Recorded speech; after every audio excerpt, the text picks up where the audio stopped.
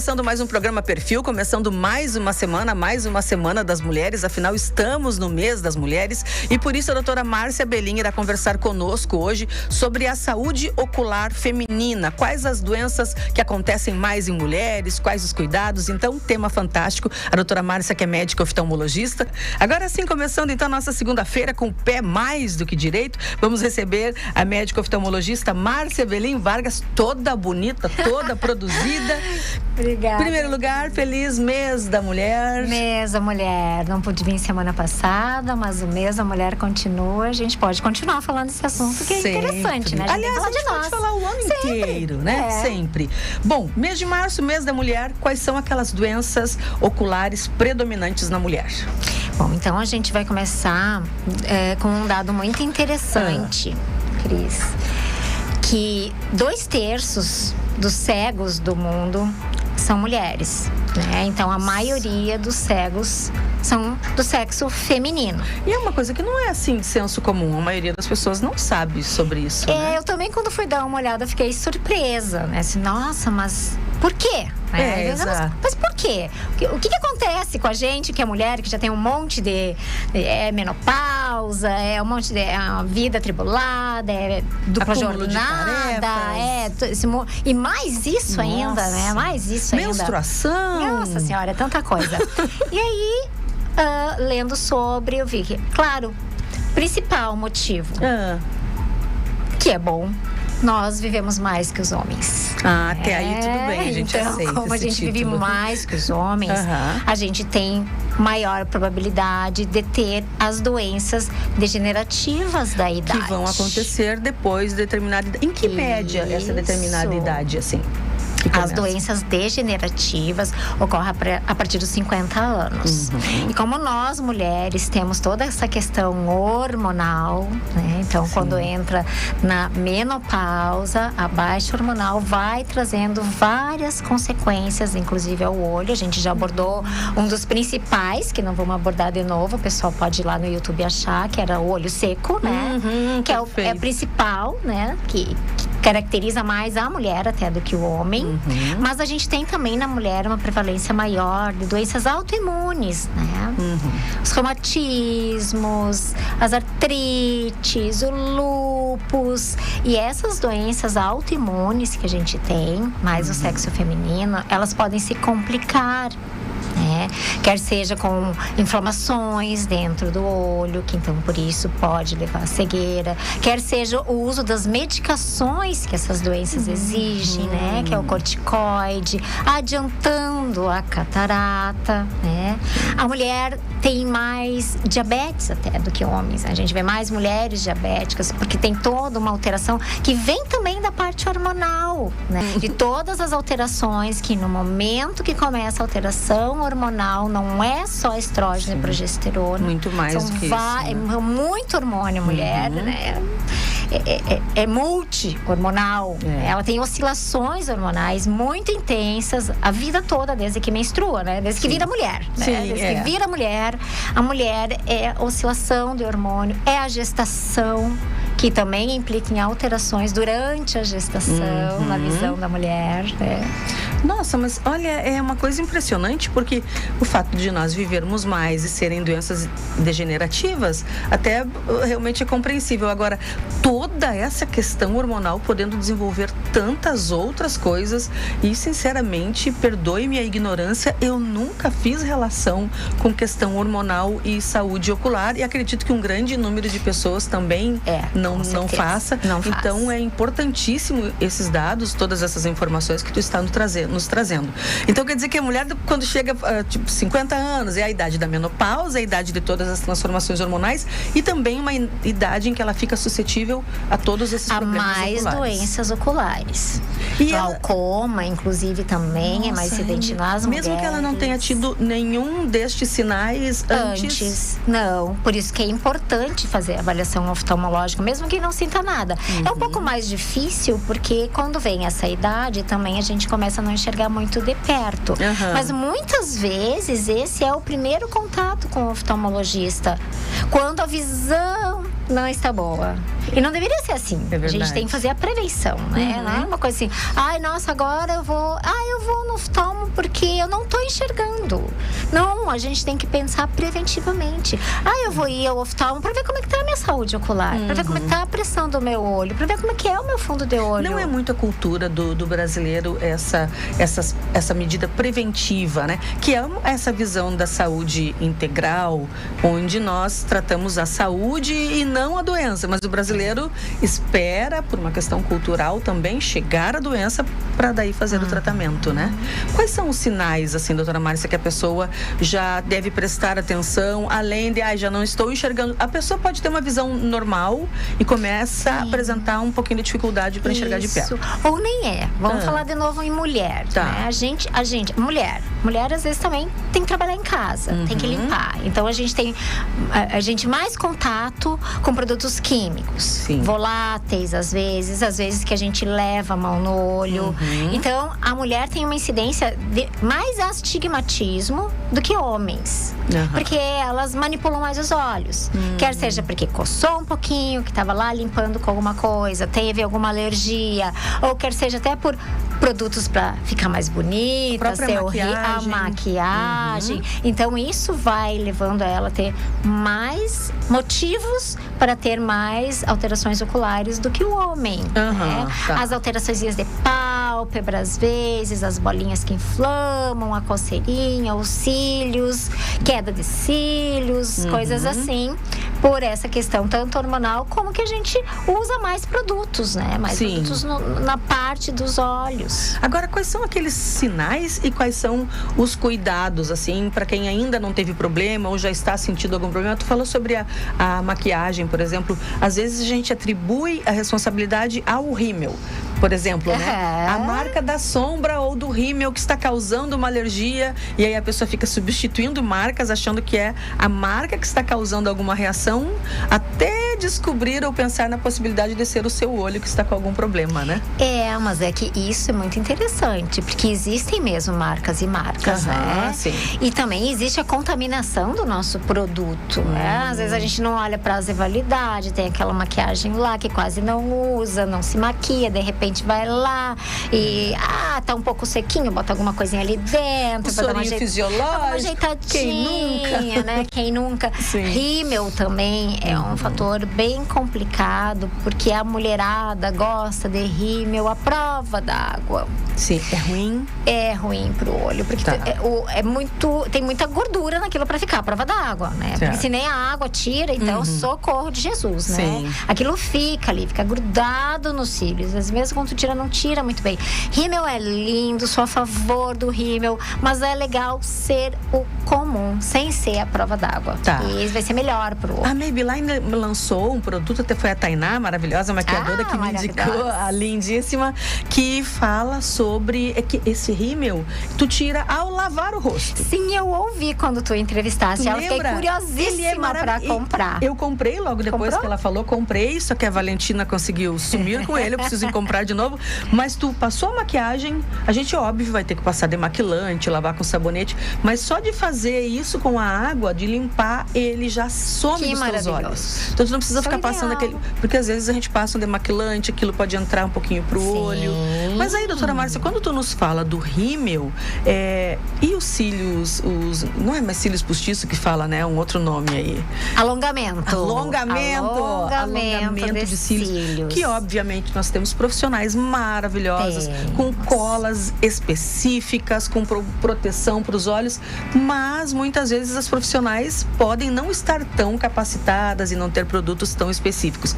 Quais cuidados, o que a mulher deve evitar, quais os sinais de alerta? Isso é uma coisa bem interessante, né? Porque o nosso cílio, ele tem uma função fundamental, como se fosse um filtro do ar-condicionado. Né? Ele filtra. E quando vem o vento, você pisca, então ele filtra. Então, a gente precisa ter cílios. Então, pessoas que têm poucos cílios ou cílios muito curtinhos, elas podem ter mais reações alérgicas, porque não tem muita proteção. Entendi. Então, eu acho super bacana, acho válido. Eu quase não atendo adulto, apesar de atender, mas talvez eu até indicaria, se eu visse uma pessoa que tivesse poucos cílios, para fazer. O problema que eu penso é que teria que ser uma coisa um pouco mais natural. Porque vamos combinar, esses alongamentos atualmente são maiores do que o próprio cílio postiço. Sabe aquele antigo que tu comprava e colava? Aquele ficava maior, ficava bonito, mas ficava um exagero. É que agora o problema é um exagero. Acho que aquilo daí já nem respira o olho. Acho que é uma técnica, não sei o que, brasileira. Só sei que fica maravilhoso, mas ele, além de longo, ele é muito volumoso. Muito volumoso e longo demais. Aí também tu vai acabar tendo, pode ter uma disfunção de piscada, porque tu tá colocando um peso além do que tu teria que pôr. Eu acho que tudo tem que ser assim, harmônico, né? É como na mesma coisa, assim, tu vai fazer um botox, tu vai fazer uma pálpebra, né? Que teve uma atriz que foi muito questionada porque que ela tinha feito. Saiu aí nos TikTok, nas coisas. Olha, ela está empenhada. Da cirurgia de pálpebras. Eu acho que tudo isso é válido. E não é só para embelezar ou deixar. Às vezes tem a sua função, inclusive oftalmológica. Uma pálpebra em excesso, poucos cílios. Teria uma indicação não só estética, mas o cuidado é o profissional que vai fazer. O produto que vai usar. E nada em excesso. Sabe? Aquele em excesso. Que tu vê que assim, que chega a estar demais, que não fica nem mais feminino aquilo, né? Eu imagino que fique desconfortável. Eu usei uma vez para um evento, mas era pontual, assim, e encostou no meu óculos. Então. Olha o tamanho, eu não aguentava, não via a hora de entrar no carro quando terminasse. Eu já fui tirando no carro mesmo. Claro, era para um evento, era colado para aquele evento. Ficava lindo, assim, nas fotos, mas eu tinha a impressão que, quando eu piscava, eu tinha a impressão que fazia um movimento, assim, de tão grande. Agora, quais os sinais que a mulher tem dessas doenças degenerativas? Quais são elas? O que ela deve fazer ao perceber? Poxa, isso aqui não está certo. Sim. Então, falando não nessas doenças que podem ser causadas por essas medicações, né? Que muita mulher toma muita medicação, tá? E não é só corticoide. Tem antipsicótico, antidepressivo, várias coisas que podem afetar o olho. Das degenerativas mais comuns é a catarata e a degeneração macular da idade. Então, como a mulher acaba ficando mais... viver mais, ela é mais acometida por essas alterações. Então, fazer a visita oftalmológica tem que ser um cuidado pessoal da mulher. Assim como ela vai ao ginecologista sem estar com um sangramento, sem estar com um nódulo no seio, né? A gente deveria ter essa cultura de ir. Porque aí é só o teu oftalmologista que vai poder dizer: Cristo, tá excelente. Podemos deixar para ver daqui 2 anos. Ou Cris, nossa, olha, eu vi aí um início de alguma coisinha. Vamos ver de novo daqui a 6 meses. Agora, imagina essa fala. Olha, vamos ver alguma coisinha, vamos acompanhar. Quanta coisa pode ser tratada precocemente para que não se agrave? Quantos problemas podem ser evitados? Especialmente porque, se tratando de 2 em especial, essa degeneração macular e o glaucoma, eles demoram para dar o seu sintoma que a pessoa vá procurar, entende? O glaucoma, tu vai perdendo a visão periférica, tu vai perdendo a visão de fora para dentro, mas até perceber que eu tô aqui, mas não tô enxergando esse copo que tá do meu lado, leva anos. A degeneração da mácula a degeneração da mácula da mesma forma, daí é o contrário. Aí a pessoa não enxerga no centro e começa a enxergar melhor ao redor, e no centro dos objetos é mais borrado. Mas quando chega a esse ponto, às vezes não dá mais para fazer a intervenção precoce e evitar que se chegue a isso. Essa degeneração macular, o que é? É aquela quando a gente começa a ver as aranhazinhas caindo do teto ou não? Não, essa das aranhazinhas caindo do teto, ela é um descolamento da gelatina do nosso olho, que é do envelhecimento também, que a gente vê as mosquinhas, mas essa é benigna. A gente tem que conviver com elas e pronto. Tem que aceitar. Não, a degeneração macular é numa área nobre da nossa retina, chamada mácula. Aí ali as células vão realmente degenerando, vão morrendo. Mas ela tem um componente genético. Não é como catarata, que todos nós vamos ter catarata se a gente chegar a uma determinada idade. Uns mais cedo, outros mais tarde. Mas catarata, todo mundo vai ter. Catarata é do envelhecimento. Essa degeneração também é senil, mas ela tem o lado familiar, o genético. Então, se você tem uma genética familiar, que muitos tiveram ou ficaram cegos por essa degeneração, e você tiver esse diagnóstico precoce, jovem ali, lá com seus 50, 60, início, você vai ter alguns medicamentos, alguns suplementos que vão te ajudar a evitar que a progressão seja rápida. Ela vai ter uma progressão muito lenta, que quiçá também vai perder a visão. Agora, então quer dizer que a degeneração macular leva à perda da visão? Irreversível, como o glaucoma. São dessas que eu falei, sem ser as inflamatórias de lúpus, e daí são inflamatórias, né, que podem levar a danos também de retina, descolamentos de retina, que são mais incomuns, porque às vezes até o próprio reumatologista, o endocrinologista acaba dizendo, tem que fazer um fundo de olho, que é o exame que a gente faz para ver as estruturas do fundo do olho.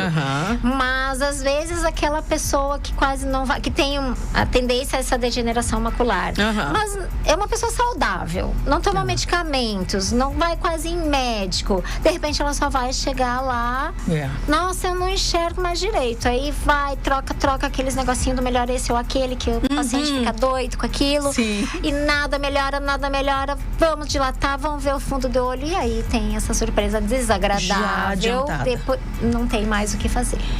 Então, por isso, a prevenção é melhor. Não tem nada, não importa que não tem nada. É melhor. Vá lá, conversa faz o fundo de olho, conta o histórico familiar, e aí o teu oftalmo vai dizer, tá tudo bem, volta daqui 1 ano, volta daqui a 2, ou enfim, ele vai poder gerenciar junto contigo de quanto em quanto tempo tu deve vir.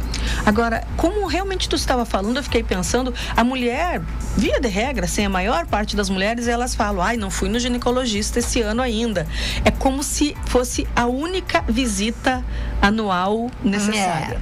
Indo lá, não precisa mais nada. Aí, se a pessoa tem um probleminha cardíaco, alguma coisa, ela se obriga a ir ao cardiologista também. E só vai novamente no caso de uma emergência. E quando vai? Porque senão é assim, eu tenho que ir no ginecologista. Não, mas eu tenho que levar meu filho não sei onde, mas eu tenho que levar E nessa idade, que uma amiga minha me disse, achei muito interessante, que é a nossa, que é a idade sanduíche, assim, que a gente tá, né? A gente tá no meio, a gente é o recheio. E do lado tem um pão, que ainda é os filhos que tu tem que cuidar. E do outro lado, outro pão, que são teus pais que tu tem que cuidar. E tu tá ali no meio daquele sanduíche, é verdade. Tendo que cuidar do resto e não cuida de si. É verdade. E aí só vai mudando a posição. Depois do recheio, tu passa para esse pão que são os pais. Aí o teu filho, que desce parte do pão, vai pro recheio. Mas faz muito sentido, realmente. Agora, nesse deixar para depois, e é uma coisa muito da mulher, sabe que na semana passada, na verdade, sempre a gente acaba trazendo pessoas que falam da mulher de uma forma geral, seja segurança, seja saúde, e como é cultural isso da mulher não se priorizar. Ela não se prioriza. Ela marcou aquela consulta, ela está esperando às vezes há 3 meses. Chegou às vésperas da consulta, surge qualquer outra coisa de qualquer pessoa da família ou até do trabalho, ou seja do que for, aquilo passa automaticamente na frente, na ordem de prioridade, e a mulher ali vai ficar levando a vida, muitas vezes com dor, com fadiga, com desinteresse, com cansaço, com estresse, com depressão, com problema nos olhos, no útero, mas ela segue ali a rota. E aí, a que preço? Exatamente. Por exemplo, se essa pessoa tem 55 anos e ela já vem sentindo esses problemas, a que média de tempo, não sei se tem como mensurar, ainda há tempo de se fazer um tratamento para essa degeneração macular, e a partir de quanto tempo a situação já fica mais complicada? Nessa idade, ela tem bastante coisa para fazer.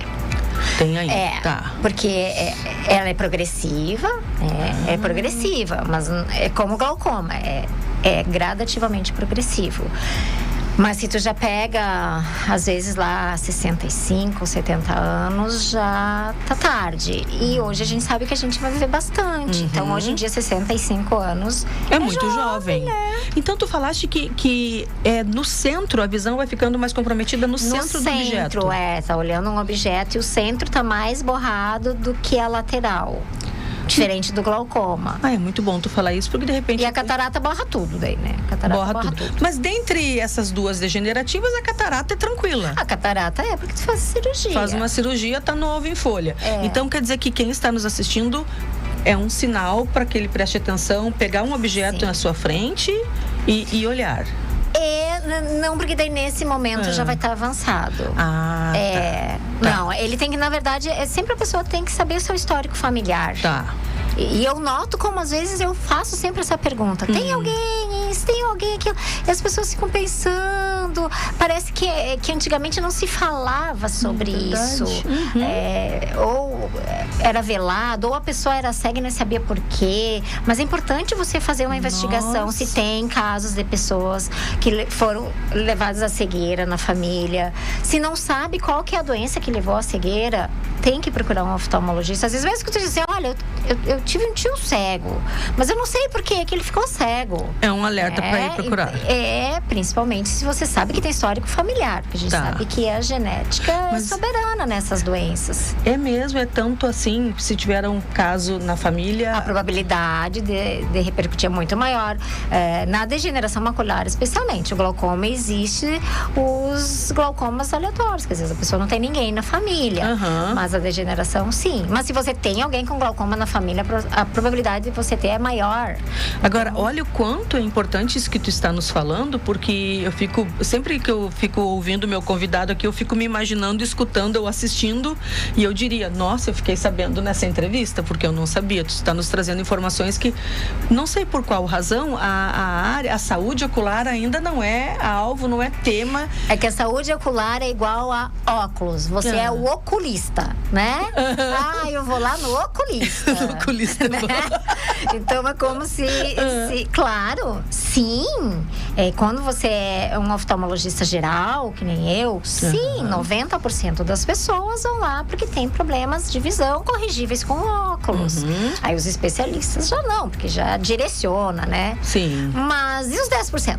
E os 10%? Tu quer ficar nos 10% ou tu quer ficar nos 90%? Isso. Né? Que perigoso, que importante nós estarmos falando sobre isso. Então não espere olhar embaçado no centro do objeto. Não. E uma coisa que eu acho que deve haver também é um pouco de confusão das pessoas tudo acharem que é catarata, né?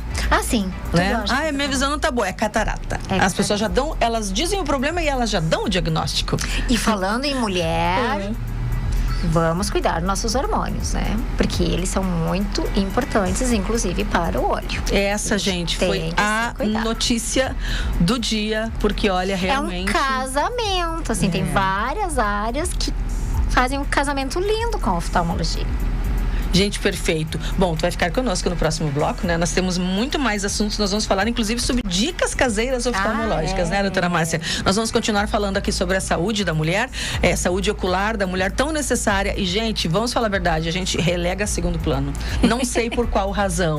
Tudo é mais importante, até a parte estética, colocar lá uns fios de sustentação, uma toxina, do que pensar na saúde dos nossos olhos. E imagine-se sem a visão, por alguma coisa que poderia ter sido evitada muito antes, tratada a tempo, enfim. Eu nunca havia ouvido esta relação, então como é maravilhoso essa oportunidade de nós conversarmos sobre as coisas que acontecem. E aí muita gente pode estar nos escutando, seja ao vivo ou depois no reprise, ou nos assistindo e pensando: nossa, eu não sabia disso, ou então, como é que é a minha visão? E às vezes é aquele chamamento necessário para a pessoa pensar: faz 5 anos que eu não vou no oftalmologista, faz 7 anos. Uma vizinha da minha mãe falou que há 40 anos não ia no ginecologista.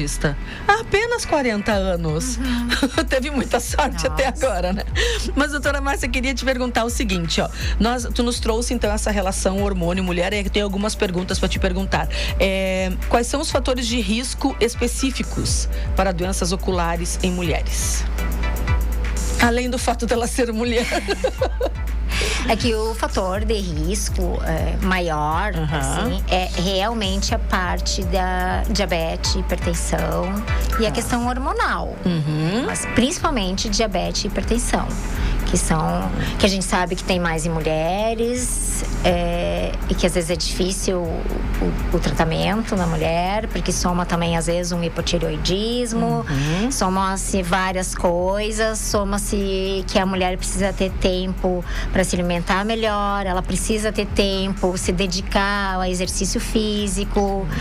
Então, na verdade, eles são consequências. Não tem nenhuma doença que seja exclusiva da mulher. Mas pelo fato da mulher viver mais tempo, da mulher ter essas alterações, haja vista na gestação. Na gestação, eu fui uma que experienciei em mim mesma. Eu tive uma diminuição da minha miopia durante a minha gestação.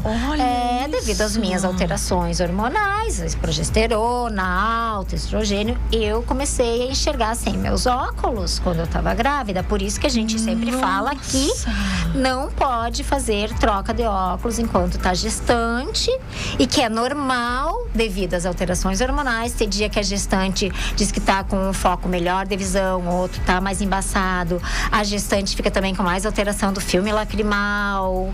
Então, a gestante é algo assim que, tipo, só troca o óculos, a pessoa realmente precisa muito, e ela tem que estar ciente que às vezes esse óculos depois não vai servir mais. A gestação pode gerar um aumento abrupto da hipertensão, né? Ou nem ter hipertensão e gerar a ter aquela doença grave que é a pré-eclâmpsia. Isso pode alterar a retina, pode dar alguma hemorragia no fundo do olho, na vascularização ocular. Então, a gestação é um prato cheio para várias alterações que depois, se foram diagnosticadas cedo, como essas alterações na retina, acaba a gestação, 4, 6 meses depois, tudo normaliza e a visão volta a ser o que era antes da gestação, e daí tu pode trocar teu óculos. Agora, pensando nisso, então, o equilíbrio hormonal, ele é importante para literalmente o corpo inteiro, né? O hormônio é tudo. E até a Ana Paula sempre conversa aqui conosco sobre que existe ainda uma certa resistência das pessoas. Não só das pessoas, inclusive de colegas. Exato, ela nos fala isso também. Sem ser polêmica, mas sendo. Não, ela nos fala isso também porque antigamente, a Ana Paula até semana passada esteve aqui nos dizendo que era feito um hormônio a partir da urina do cavalo, da égua. Da égua Então, prenha. Obviamente que isso, a um curto ou médio espaço de tempo, trazia algumas consequências. Hoje, com o hormônio bioidêntico, a gente está em outra realidade do mundo, mas ainda profissionais e clientes ainda têm um certo preconceito. Mas então, tu nos trazendo de que, meu Deus, imagina mudar o grau de um óculos durante a gestação. Isso é muito forte. Isso ocorre, aconteceu comigo na minha segunda gestação. Na primeira não mas teve. Na segunda eu comecei, nossa, mas eu enxergo melhor sem, eu enxergo melhor sem, tô curada, exato. E depois, quando ela nasceu, eu fui amamentando e fui vendo que aos poucos eu precisei do óculos novamente. Então, qual a tua orientação para gestante, por exemplo, que já tem algum problema de visão? O que ela faz durante a gestação? A primeira orientação que eu daria é antes. Se você está planejando engravidar, assim como você vai lá no seu ginecologista para fazer todo o seu pré-natal, ou não digo pré-natal, né? Seria o pré-gestacional. Não, nem pré-pré, não sei nem se tem um nome aí. Os colegas obstetras que me perdoem, mas não sei, mas deve ter. Mas a gente vai, porque eu fui até para ver as vitaminas e começar a tomar as vitaminas antes de gestar, né? Também, se você já usa óculos, vai ser oftalmologista. Se você não usa, por que não? Porque aí tu já vai saber previamente, não, teu olho tá bem. Aí se tu estiver grávida, já vai ter aquela orientação. Nossa, mas hoje eu tô enxergando bem. Hoje não tô, hoje não tô. Que isso são alterações hormonais que tu tá tendo, toda essa alteração. E também, às vezes, alteração de glicemia, se você tiver um diabetes gestacional. E se aquilo agrava mais, alteração da pressão. Então, o olho nos informa algumas coisas interessantes, se a gente prestar atenção nisso. Não podemos deixar de prestar atenção e dar a devida importância, né? Quais são as principais medidas preventivas que as mulheres podem tomar para proteger a sua visão à medida que envelhecem? Aí cuidar da saúde como um todo. Daí vem as dicas, né? Que agora ia entrar naquela pauta que eu falei pra ti de dicas caseiras, que né? É tão bom isso, perfeito. Dicas caseiras. Então, a principal dica caseira, sem ser aquelas que a gente já falou no Olhar D, de prevenção de acidentes, não vamos entrar nessas dicas, vamos entrar nas dicas assim, o que eu posso fazer pro meu olho envelhecer bem? Né? Então, primeiro, se cuidar do hormonal, que aí vai precisar de um profissional, né? Essa parte hormonal vai precisar de um profissional. Mas o que eu posso fazer em casa, doutora Márcia, para ir me organizando nisso? A alimentação, né? Então, a gente tem que ter prato colorido. Tá? Essa degeneração que a gente falou antes, a degeneração macular senil, ela tem muito a ver também com os radicais livres. É um envelhecimento do olho. Então, se você colocar mais vitamina C na sua dieta, né? Que a gente aqui no sul tem a laranja, bergamota, limão, acerola. Vamos colocar frutas vermelhas que ajudam nesse processo de envelhecimento como um todo. Tudo que a gente sabe, mas que não faz. Exatamente. A vitamina C é importante. O ômega 3, né? O ômega 3 que tem nas castanhas, que tem no peixe. Isso são dicas caseiras. São medicamentos, entre aspas, caseiros, que tu vai estar prevenindo o envelhecimento do teu olho. Vai ficar mais... Tu tá prevenindo o teu olho seco com os ômegas 3, né? Tu tá prevenindo várias sensações que tu vai ter depois. Perfeito. Outra coisa importantíssima, o ovo. Para essa degeneração, a gente precisa, existe até medicamento para comprar na farmácia. Mas tu pode começar a prevenir com esses medicamentos caseiros. Ótimo, né? A luteína. A luteína, ela tá presente na gema do ovo. Olha, então, se a gente comer ovo, a gente já tá colocando luteína, que ajuda lá na nossa retina. Ela é amiga da retina, a luteína. Ó, luteína, retina. Ela é amiga. Até rimo. Ela é amiga, tá no ovo. E que média de quantidade de ovo? 1 ovo por dia? 2, 10? Aí vou pedir pra nutricionista. Aí, Patrícia Dias. Daí já Mas o ovo é bom para isso. O ovo é bom. Perfeito. Aí tem a zeaxantina, porque existe na farmácia. Tu vai na farmácia, lá naquela parte onde tem todos os colírios, as coisas que pode comprar sem receita. Lá pelas tantas vai ter várias caixinhas que vai ter uns nomes, que eu não vou dizer agora aqui, mas tem as caixinhas que vai dizer luteína, zeaxantina, vai dizer esses dois aí. Vai dizer os ômega 3 pro olho, porque já tem estudos que mostram que isso ajuda no olho. A zeaxantina, ela tá nos pigmentos amarelos e alaranjados dos alimentos. Tá ali. Então tá disponível, né? Na natureza. Já vai fazer bem pra tantas outras coisas, né? E vê como assim, ó, como a gente vê, porque eu vejo por mim também, como a gente acaba deixando de comer o que tem que comer, que tá na natureza e que é colorido, pra comer o que a gente tem prazer de comer. É verdade. O ser humano é do prazer. E daí tu olha aquele prato de salada, mas daí depois tu olha ali do lado, aquela macarronada, aquele rondelli. Tão mais atrativa. Tu te atraca ali. Aí tu tá envelhecendo, tu vai engordar, tu vai ter diabetes, que vai fazer mal pro olho, né? Tu vai ter hipercolesterolemia, que tu vai ter hipertensão, que pode dar uma isquemia lá dentro do teu olho. Então a gente tem que aprender a mudar os hábitos. Não quer dizer que nunca mais. Claro. Mas não sempre. A regra ser o alimento saudável e a exceção ser aquela pizza, aquele que é tão bom. Aquilo lá. Que óbvio que a gente não vai dizer que não são coisas boas, né, doutora Márcia? Mas é fazer como exceção, né? Então essas são algumas dicas. Outra dica, assim, que caseira, vamos dizer, que tu pode fazer em casa, que não precisa ir no médico, é descansar teus olhos. A gente já comentou algumas vezes que hoje em dia as telas nos exigem muito esforço visual. E que às vezes a pessoa chega no consultório e diz: o meu olho tá cansado, porque eu não consigo. A gente faz um exame profundo e não acha nada. Que bom, não acha nada. Mas aquele olho tá excedido de trabalho. É como um corpo que cansa se tu faz muita atividade. Então, a gente tem a regrinha do 20, 20, 20. A cada 20 minutos de leitura perto, próximo dos olhos, na leitura de perto, que exige muito do nosso olho, uma coisa chamada acomodação, que é o nosso zoom para perto, exige muito a cada 20 minutos. Olhar a 20 pés, que isso é uma regra americana, então é olhar para longe, olhar para uma janela melhor ali, olhar para o infinito, 20 segundos, conta até 20 lentamente, pronto, volta de novo na tua leitura, tu vai ver como descansou. Tranquilamente. Outra técnica que tem é a técnica do taping. Quem não tá no YouTube não vai poder ver, mas eu vou dizer como que funciona. Assim, ó, pessoal, vocês colocam uma mão em frente à outra e esfrega. Esquenta a mãozinha. Esquenta a mãozinha. Tira seu óculos, como eu tirei. Esquenta. Aí você coloca os cotovelos em cima da sua mesa de trabalho. E faz conchinha. E fica assim. Respira profundamente, né? Com as mãos em conchinha, aquele calorzinho gostoso.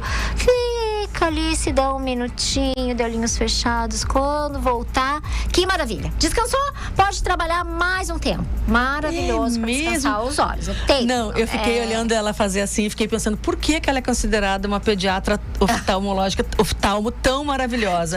Esquenta as mãozinhas, faz uma conchinha, chega a dar vontade de... Eu fiquei me segurando para não tirar meu óculos. E fazer conchinha. Me deu vontade de fazer essa conchinha. Essa linguagem tão delicada, como tu falou, tu atende todas as idades, mas eu tenho certeza que essa delicadeza, com certeza, todo ser humano gosta de ser bem tratado com carinho, com respeito. Mas as crianças devem pensar, olha, minha amiguinha tá me ensinando aqui, olha, minha amiguinha. Deve se identificar muito com essa tua linguagem tão fofa. Agora, doutora Márcia, então, esse aí serve quase como para aquele 20-20-20. Tu descansar. Relaxa. Dá uma resetada. Assim. Aí agora vamos falar as coisas que a gente não deve fazer. Caseiro. Perfeito, né? Tá. Que não deve fazer. O que não deve fazer, que eu já escutei. Lavar o olho com água doce.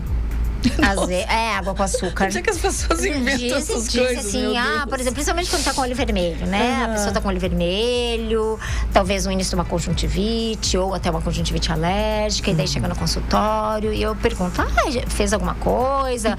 Colocou alguma coisa no olho? Sim, coloquei água doce.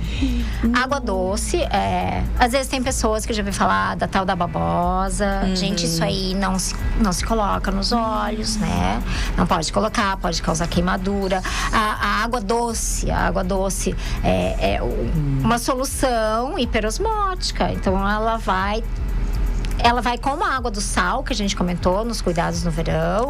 Ela vai desidratar o teu olho. Então a gente não faz essas coisas. Então se não tem nada para colocar em casa, então vamos dar a dica caseira de compressa. Então, quando que a gente usa compressa gelada? Aquela compressa que tu coloca o gelinho, né? Ou picadinho, ou se tu tem uma bolsinha daquelas de gel que pode botar geladinho. Quando bota geladinho, quando tu acordou de manhã, teu olhinho tá inchado, ou tá olheiro após ressaca, compressa gelada.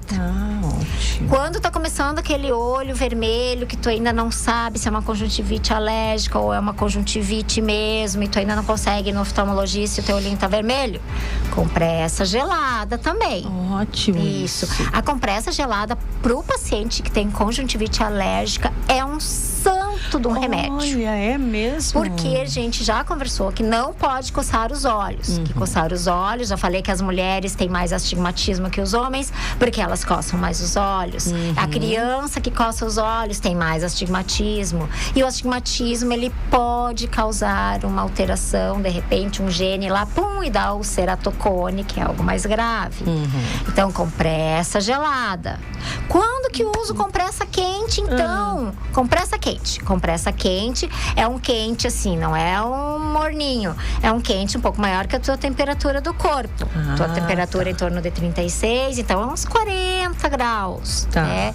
Então, a compressinha quente, ou nesses gelzinhos que tem as bolsinhas, às vezes tu acha umas bolsinhas pequenininhas que dá bem na... Isso, ou eu tenho, inclusive, eu comprei pra mim, é muito legal. Parece um tapa-olho desses de dormir, tá? Mas dentro tem uns gelzinhos em bolinhas, que eu posso tanto deixar ele no congelador pra ele ficar gelado, quanto eu posso colocar ele na água e botar no micro-ondas pra ficar morninho. É muito gostoso. Ele serve pras duas coisas. Nossa, ótimo. Eu tenho quando eu fiz a pálpebra e a pitose, ele é como se fosse um óculos. Isso, é fofinho, como fosse aqueles de dormir. Isso, só que é de colocar, eu acho que ele é só de colocar no freezer. Eu nunca tentei colocar no quente, mas é maravilhoso. Tu coloca aquilo ali. Daí tu tem que ver nas instruções. O que eu comprei podia pras duas coisas. Nossa, mas se não tem, não tem problema. Faz com que tu tiver, que tu consiga até uma fraldinha de criança dá pra fazer. Bem quentinho. E quando que usa, então, o quente? Tá. O quente tu usa quando começa aquelas bolinhas de inflamação, que parece uma espinhazinha, que o pessoal chama de tersol ou intersol, que na verdade é o ordelo. Começou o negocinho, já coloca compressa morna. É um santo remédio para aquilo não evoluir. Isso mesmo? Aquilo que às vezes acontece nos cílios. Tem umas bolinhas que saem nos cílios. Porque isso é mais de gordurinha. Tá entupido o canalzinho da lágrima. Ai, agora eu tô falando inho de novo. É a nossa pediatra. Ai, senhor.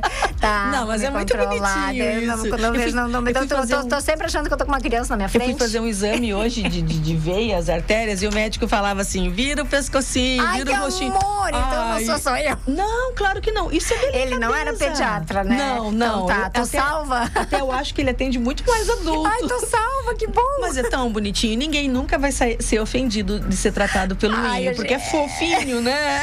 Verdade. Continue sempre. É melhor do que vai aqui, vai ali, vai ali, né? Tratar com grosseria, horrível. Então, o quente é pra essas duas situações. Isso são dicas caseiras que tu pode fazer em casa antes de ir ao oftalmologista, se não tem acesso logo. Resolver, muitas vezes, mas já vai dar uma sensação de conforto. Essa do descanso ocular, por exemplo, e realmente a gente trabalhar em frente ao... Pode ter filtro azul no óculos, o que for, mas vai dando um cansaço. Sim, é muito tempo. Eu fico borrada, o derrímio direto, que começa a incomodar e eu começo a esfregar o olho. Isso tu não pode esfregar hoje? Não pode, mas... Tenta fazer, faz a conchinha quentinha, fecha os olhinhos e relaxa já vai dar um descanso isso aí.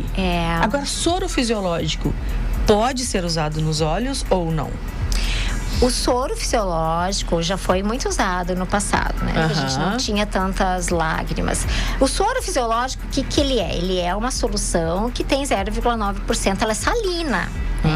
Então, para uso contínuo, não se faz. Quando que a gente usa soro fisiológico? A gente usa como médico soro fisiológico quando tem que lavar o olho, que entra algum produto químico. Aquilo que tu já nos falou. Que se é em casa, pode ser a água de torneira, não tem problema. Se tá num hospital, acaba pegando um soro, né? Porque tá estéril, toda aquela questão. Tá dentro de um hospital, tu vai pegar uma água da torneira? Não. Mas não se deve ter soro em casa. Principalmente se for aqueles que compra de meio litro, de 200 ml. Aquilo não tem nenhum conservante. Tu vai abrir, vai usar aquela vez, vai botar na geladeira, achando que lá tá conservado, mas não tá. Se for pegar um bacteriologista e passar qualquer coisa na tua geladeira, vai ver um monte de bicharada que tem lá morando dentro da geladeira.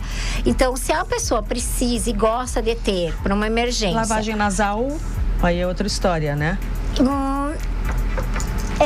Lavagem nasal, mas mesmo assim, se for pensar... Eu nunca guardo na geladeira. Mas mesmo que tu não guarde na geladeira depois que tu abriu aquilo ali, mesmo pra lavagem nasal, então usa tudo. Usa tudo, tu vai usar o que seja. Grandão. Não compre bem o grande, compra que seja o D500, mas se tu lavar o nariz todos os dias, aquilo não vai uma semana acabou. Não pode ficar assim, não lavei mais, mas sobrou esse restinho, bota 3 fora. 3 meses depois vai lá pegar. Bota fora, tudo isso. Mas existem os sorinhos fisiológicos, esses soros, que eles são flaconetes, isso mesmo. Que é pra dose única, mas eles digo de novo, não é pra olho seco. Aquilo ali é pra se entrou, tem uma emergência, tem algum levou na bolsa, entrou um cisco, entrou um cílio, entrou alguma coisa e tu não tem aonde, e é mais fácil de pingar mesmo no olho, porque daí tu vai abrir, vai usar e vai botar fora. Ele não tem nem como fechar. Não, e lente de contato também não se usa soro fisiológico. Tem que ser um produto, produto que esteriliza isso para não contaminar, né? Agora, como essa coisa de contaminação é perigosa, né? Esses dias eu vi uma sucessão de vídeos de pessoas que pegaram doenças sérias, contraíram doenças sérias pelo uso de garrafas, assim, tanto essa quanto aquelas de plástico, aquelas Tupperware, aquelas de qualquer marca, por coisas que vão se acumulando. Eu acredito, e não são visíveis a olho nu. De limpar, né? E aí é a velha solução daquela água sanitária e colocar de molho sem medo deixar. Talvez o melhor seria a gente carregar a nossa garrafa e quando tiver a oportunidade de não colocar a boca, porque as bactérias, né, que estão na nossa boca que contaminam, não é a água, né? Colocar num copo, né? Ou ter algumas... Tu lembra? Quando eu ia no colégio, eu lembro que tinha umas garrafinhas térmicas que tinha um negocinho que a gente... Uma tampinha que tu tirava, removia, parecia Valentina ainda tem, ainda usa. Aquilo é legal. Tu tira a tampinha que vira um copinho, aí tu abre ali. Não, e se tu for pensar, por dentro ele é vidro. Diz que o material, o plástico, contribui para armazenar, e essas partes externas e internas, coisas que os nossos olhos não veem, que é aquilo que tu falou da geladeira. A gente pensa, aqui tá tranquilo, tá higienizado, e às vezes na esponja que lava a louça também, uma infinidade de bactérias. Às vezes estojos de leite de contato. Nossa, terríveis. Um outro local, e aí tu nos falava sobre a questão dos cílios, de rímel. Obviamente que nós temos salões que higienizam todos os dias, diversas vezes por dia, mas também tem locais que não higienizam. Não sou contra fazer, mas faça num local que não vá dar problema no teu olho, porque sim, é como tu disse, cai uma cola daquela no teu olho, um cílio contaminado, dá uma infecção no teu olho. E aquela esponjinha que pode ter sido usada já em diversos rostos. O rímel, eu não sei se alguém higieniza. É um pouco difícil. Né? Tem uns negocinhos que vem sem dessas escovinhas de rímel. E nesse local que eu fui me maquiar, tava tudo na minha frente, assim. Ela pegou, abriu um negocinho desse, meteu dentro do rímel dela e passou no meu. Não tinha visto isso. Pegou outro, molhou e passou. Pra cada olho ela usou um daqueles negocinhos. E no final ainda me entregou. Disse assim, ó, tu só foi usado no teu olho, se tu quiser usar em casa, pode usar. Olha, nunca tinha visto. Fantástico isso, hein? Eu também nunca tinha visto, sério. Porque realmente... Pra boca também, né? Ela pegou o pincel, um pincelzinho desses descartáveis, molhou no batom líquido, passou, deu. Nada teve em contato direto comigo que não fosse descartável. Nunca tinha visto nem dos olhos e nem descartável. Eu também achei o show. E antes da gente ter consciência, a gente ia nessas lojas e botava o batom do provador na boca. Isso. E o rímel, e parece que nada vai acontecer. Na verdade, a gente na maioria das vezes não acontece, né? Também não vamos assim. Na maioria das vezes não acontece. Mas que quando acontece pode ser grave.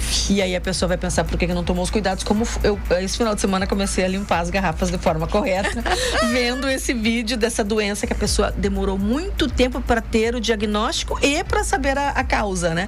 Então era um alerta que essas pessoas estavam fazendo da necessidade da gente fazer essa limpeza. É maravilhoso, a gente precisa carregar a garrafinha de hidratação, mas imagina se ela for um foco de doença, vai acabar sendo pior. Então a gente tem que estar sempre atento, né? Doutora Márcia, que conteúdo maravilhoso que tu nos trouxe, como é necessário a gente falar sobre essas coisas, fazer um alerta para as pessoas, que às vezes é esse alerta que serve como um gatilho para que a pessoa pense, nossa, faz muito tempo que eu não vou, eu preciso dar uma olhadinha, mas a minha mãe não está enxergando desse jeito, mas o meu pai está com tal queixa, a minha filha não sei o quê. Então quer dizer que se serviu de chamamento, já está feito aqui o nosso trabalho. Muito obrigada, novamente, feliz Dia da Mulher. Eu adoro, viu? Muito obrigada, viu, querida? Obrigada, até a próxima.